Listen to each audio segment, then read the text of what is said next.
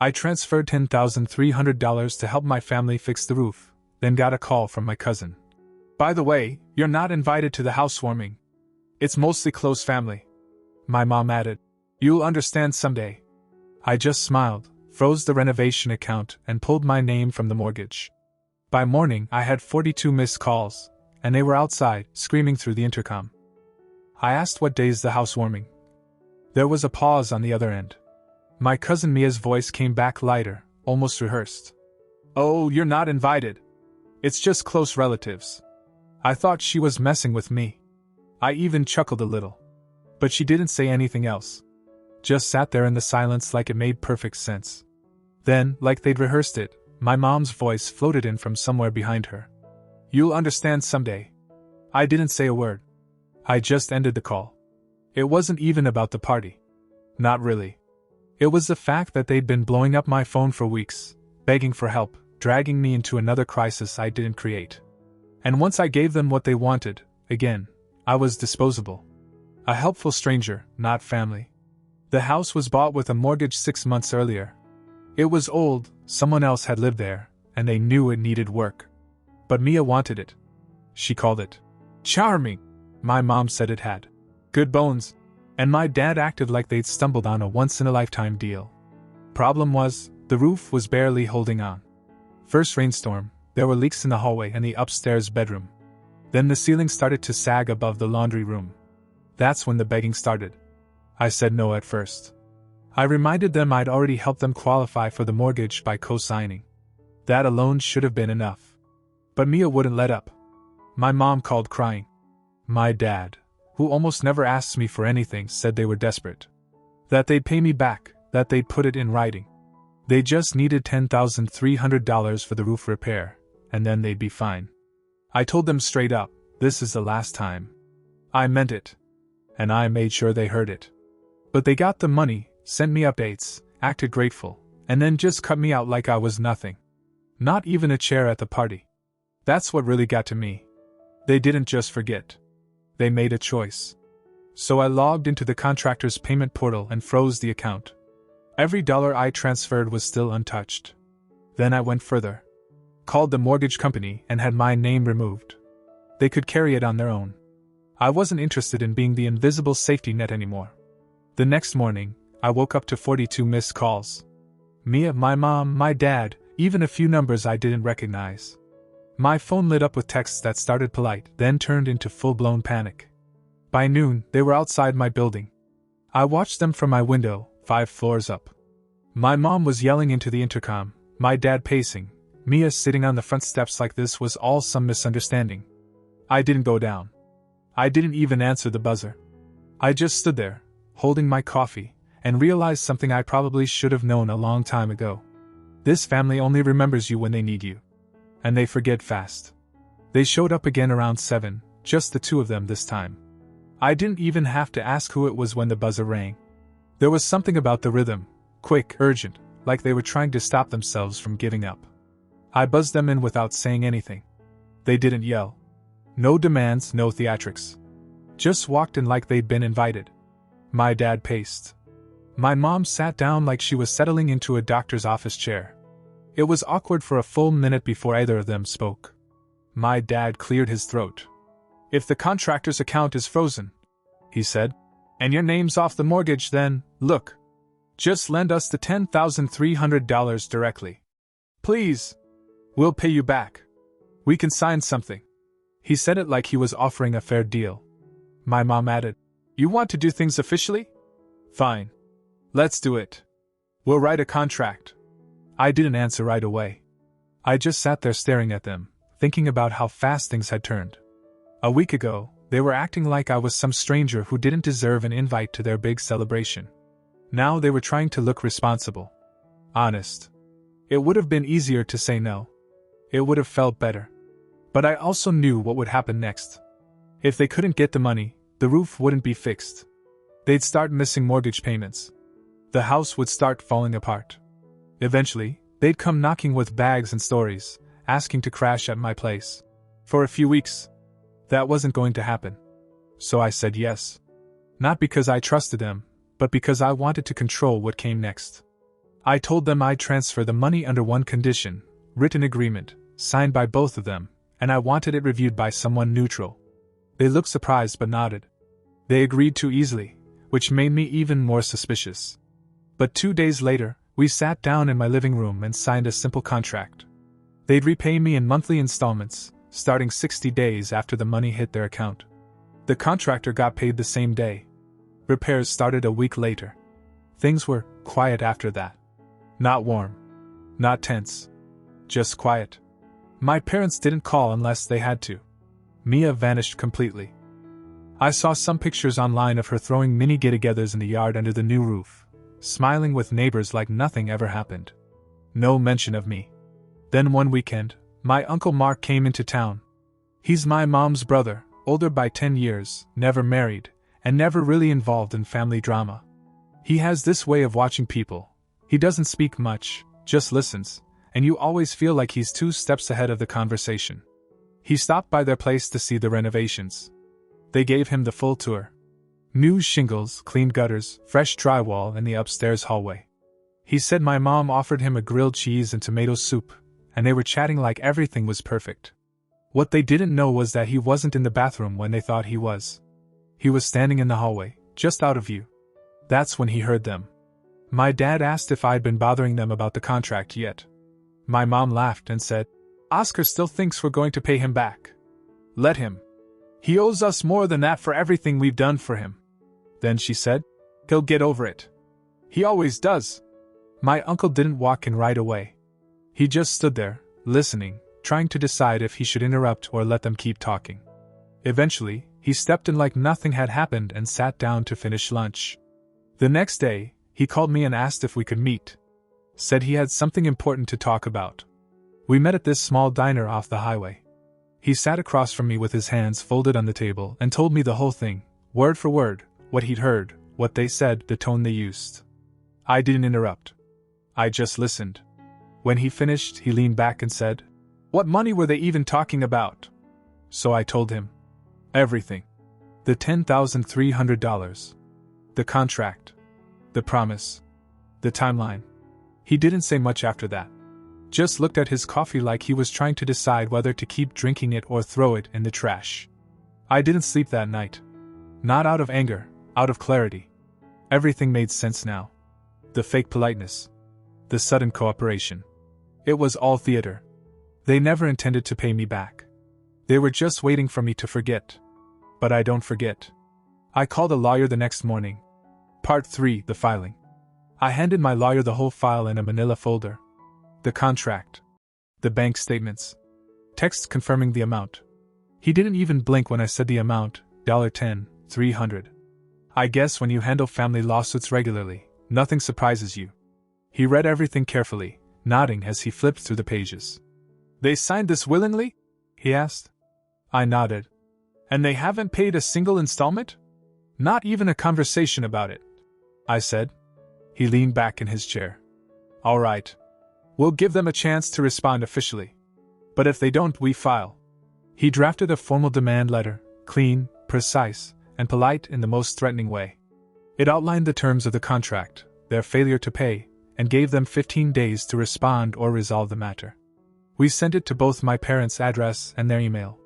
I didn't say a word to them. I waited. 15 days passed. Nothing. Not even a text pretending they'd just seen it. Not even a passive-aggressive call from Mia, which, honestly, surprised me. So we filed. Civil court. The lawsuit went through, and the legal papers were served. They didn't call me. They didn't write. But 3 days later, I looked up from my desk at work and saw my mom standing in the lobby. My dad was behind her, holding his phone, probably recording just in case things went sideways. My heart dropped, not out of fear, out of pure embarrassment. For them. I walked up to the glass and didn't even open the door. I just mouthed, "You can't be here." My manager walked up behind me and asked if everything was okay. I said yes, and they finally left. That night, I got the call from Mia. "You actually filed? Are you serious, Oscar? You're suing your own parents. For what? A couple grand? You should be ashamed." Click. No response. I didn't explain myself to people who saw me as an ATM. A week later, I got an email from their lawyer. I guess they finally decided to take it seriously. He wanted to discuss a resolution. His tone was professional, but I could read the subtext. They wanted this to go away, and fast. My lawyer and I met with him virtually. He danced around the subject at first, then finally said they were willing to settle if I agreed to drop the lawsuit. I asked how much they were offering. Half, he said. $5, $150. I laughed. Not even because it was funny. It was the kind of laugh that just slipped out, tired and disgusted. No deal, I said. Full amount. Plus $2,000. For damages. He blinked. $2,000 for what? For the stunt they pulled, I said. Lying, stringing me along, and making it clear they never planned to pay me back. You want it gone, you pay. He said he'd speak with them and get back to us. It took another week. More silence. Then, suddenly, an email with a PDF of a transfer confirmation. $12,300. The full amount. Every cent. They caved. No apology. No message. Just the money. I stared at the screen for a long time. I should have felt vindicated, maybe even relieved. But I didn't. All I felt was this heavy silence, like the kind you get when a door slams behind you and you know it's never opening again. I thought that was the final chapter. But I underestimated Mia. And I didn't expect what Mark was about to do. I hadn't spoken to Mark since the diner. He didn't call to say he heard I'd filed, didn't text when the money hit my account. But about a week later he messaged me out of nowhere. Come by the house Sunday. Need to talk. Everyone will be there. I stared at the text for a while. Everyone didn't sound good. I asked if this was about the lawsuit. He just replied, It's time to clear the air. I almost didn't go. I didn't want another ambush, another circle of guilt-tripping lectures disguised as family meetings. But Mark had been the only one who was honest with me, the only one who hadn't tried to play both sides. I owed him that much. When I showed up, their driveway was full. Mia's car. My parents'. Even my aunt's little silver sedan. I parked down the street and walked in with my guard all the way up. Everyone was already seated in the living room. Mark was standing like he was hosting some kind of intervention. My mom didn't look at me. My dad barely nodded. Mia smirked when she saw me. Mark didn't waste time. We're not leaving this room, he said, until we talk about what happened, and until some apologies are made. My mom scoffed. My dad leaned back like he was preparing for battle. Mia rolled her eyes so hard I thought she'd pass out. Mark looked directly at my parents. You two took money from your son, lied to him, and laughed behind his back about never paying him. That's not just bad parenting. That's disgraceful. No one spoke. Then my mom stood up. We raised him. Fed him. Paid for everything. He's acting like we're strangers. Like we didn't give him everything we had. Mark didn't flinch. That's not a debt he owes forever. My mom turned to me. You had the money. And instead of helping us, you made a scene. You humiliated us. What kind of son does that? I didn't say anything. Not because I didn't have a response, because it was pointless. I saw it in her face. She truly believed I owed her. Not just the money. My silence. My patience. My dignity. Mark tried to bring it back together. He asked them to apologize. Said we could all move forward, start over. My dad crossed his arms. We don't need a son who treats us like enemies. If he wants to cut us off, fine. But don't expect us to chase after him. I stood up. That was enough. I looked at Mark, gave him a nod, and walked out. 1 week later, I came back, but not to talk. I brought a friend with me, someone from work. He waited in the car while I rang the doorbell. My dad opened the door, surprised. I handed him the keys to the car I'd given him 2 years ago. Told him to consider it returned. Said it was time he bought his own. He didn't say anything. I walked away. I haven't spoken to any of them since. Not Mia. Not my mom. Not my dad. Just Mark. And sometimes my aunt. The first few days after I returned the car, I kept expecting some kind of explosion. A phone call, a confrontation, something loud and messy. But nothing came. Not even a text. The silence was louder than any fight. At first, it felt like I was holding my breath. Like I was waiting for the other shoe to drop. But then a week passed. Then another. No calls from my mom, no fake apologies from my dad, no sarcastic messages from Mia. It was like they'd erased me completely. Or maybe they were waiting for me to cave. I didn't. Instead, I started sleeping better. Waking up without that weight in my chest. The feeling I didn't even realize had been there for so long. Like I was constantly waiting for someone in my family to need something, accuse me of not doing enough, or remind me of what I owed. Now, it was just me. Mark called me that weekend. He didn't ask how I was or if I was okay. He just said, "They've gone quiet, haven't they?" I said, "Yeah. They will stay that way. At least until they need something again." We talked for a while. He told me about how after I left that night, things got ugly. My dad said I was lost, ungrateful. My mom cried, not because she regretted anything, but because she couldn't believe I would embarrass them like that. Mia, apparently, was ranting about how I'd made them look stupid in front of the entire extended family. Not once did any of them talk about the money they stole. Just how I reacted to it. Mark didn't defend me that night. He said he just let them talk until they ran out of steam.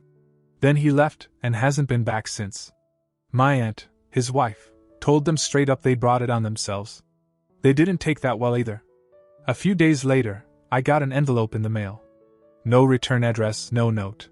Just a photo. It was me, my parents, and Mia, taken at a barbecue maybe 10 years ago. We were all smiling like nothing had ever gone wrong. On the back, in familiar handwriting, it said, "This is what matters. Remember who you are." I held it in my hand for a long time. It wasn't an apology. It was bait. A reminder. A way to say, you were one of us. You still can be. Just let this go. I tore it in half and dropped it in the trash. The next week, an old cousin I barely talked to messaged me on Facebook. Said he heard about the situation and wanted to know my side. I didn't respond. Then another cousin messaged. Said he'd spoken to my mom and that she was heartbroken and that she just wanted her son back. That phrase, "just wanted her son back," kept ringing in my head. It wasn't about love. It was about control. They didn't miss me. They missed having leverage. The best part? My bank account was quiet too. No surprise charges. No mysterious family emergencies.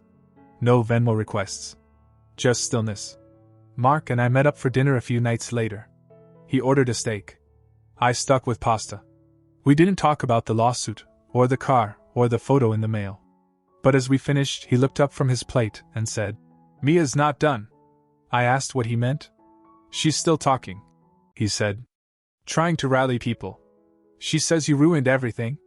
That this whole thing was never about money." I almost laughed. But he was serious. "She says she's going to make sure the family knows who you really are." I leaned back. "Let her." He nodded. "Just be ready. She's not done taking shots." I paid for the dinner. Not because I owed him, but because I wanted to. Because unlike them, he didn't take my kindness for weakness. And unlike them, he stayed. It didn't take long. Less than a week after dinner with Mark, I started getting tagged in random Facebook posts. Old family friends, people I hadn't seen since high school, suddenly sharing vague quotes about loyalty and betrayal. I ignored it.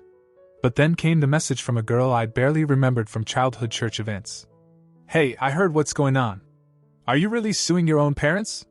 I don't want to judge, but wow." I didn't reply. The post kept coming.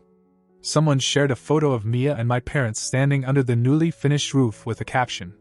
"When family turns their back on you, you still stand strong. Grateful for love that doesn't come with a price tag." Subtle. Classy. Mia was setting the stage for her final performance. I didn't even need to dig to know what was happening. She wanted to paint herself as the loyal daughter. My parents as the victims. Me as the cold outsider who let money ruin the family.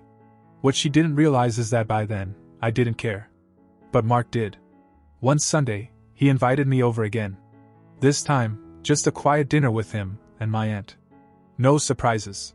No audience. When I got there, he showed me a group chat Mia had started.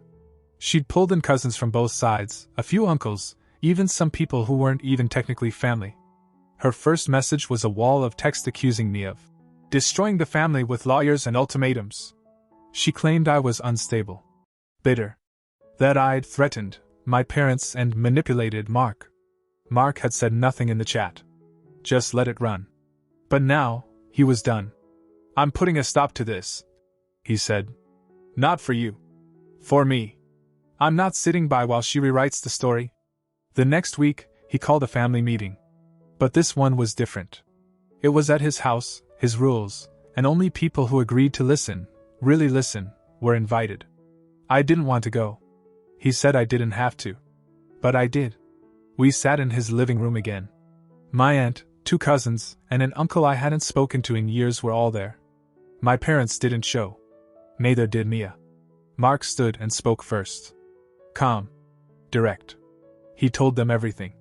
The money. The contract. The lies. He read parts of the contract out loud. Told them what my parents had said when they thought no one was listening. He didn't embellish. He didn't dramatize. He just laid it all out. Then he said something I didn't expect. I stood by for years while they leaned on Oscar like he was an extra income. I saw it. I didn't speak. But I won't let Mia poison the whole family just because he finally said no. No one defended my parents. No one defended Mia. One cousin nodded slowly. Another one said they weren't surprised. The silence that followed was the first time I felt something close to closure. I stood up, said I wasn't here for sympathy or sides. Just the truth. And now that it was out there, I was done explaining myself. On the way out, Mark handed me a small envelope. Said he didn't want to mention it in front of everyone. Inside was a note from his wife and a gift card for groceries, something small, symbolic. For all the dinners you missed because you were busy helping everyone else. Now it's your turn. That night, I went home and blocked every number except his and my aunt's. Whatever came next from my parents or Mia didn't matter anymore. They could scream into their echo chamber forever. I wasn't listening. The update. 9:30 p.m. I wasn't expecting anyone. I checked the peephole.it was Mia. Not just Mia, she was holding a duffel bag, standing alone in the hallway like someone who didn't plan on going home that night. I opened the door halfway. Didn't say anything, she looked tired. Not dramatic, not smug. Just tired. Her voice was flat. I need a place to stay. I almost laughed. I thought it was a setup. I waited for the punchline, for a camera crew to jump out of the stairwell. But she just stood there, not moving, not blinking. My roommate kicked me out, she said. Long story. I didn't know where else to go. I told her no. She didn't argue. She just stood there for another few seconds like she expected something to shift. Then she nodded slowly, turned, and walked back down the hallway. I closed the door and leaned against it, trying to process what had just happened. The next morning, Mark called. I told him what happened. He didn't sound surprised. Yeah, he said. She burned some bridges lately. Your parents aren't helping her either. They're struggling to cover mortgage payments. I think they thought you'd come back and bail them out eventually. That hit harder than I expected. Not because I felt bad, but because even after everything, they still believed I'd fold. That the guilt would creep back in, and I'd show up with a check and a smile. A few days later, I saw Mia sitting alone outside a coffee shop near my building. She didn't see me. She was hunched over her phone, looking like a completely different person than the one who smirked through the housewarming plans. No more gloss. Just someone who had run out of plans. I didn't approach her. Whatever story she wanted to tell now, whatever explanation, apology, or excuse, I didn't need to hear it. The most unexpected part wasn't that she came to me. It was that I didn't feel anything. Not anger. Not pity. Just done. And it was the most peaceful feeling I've had in years.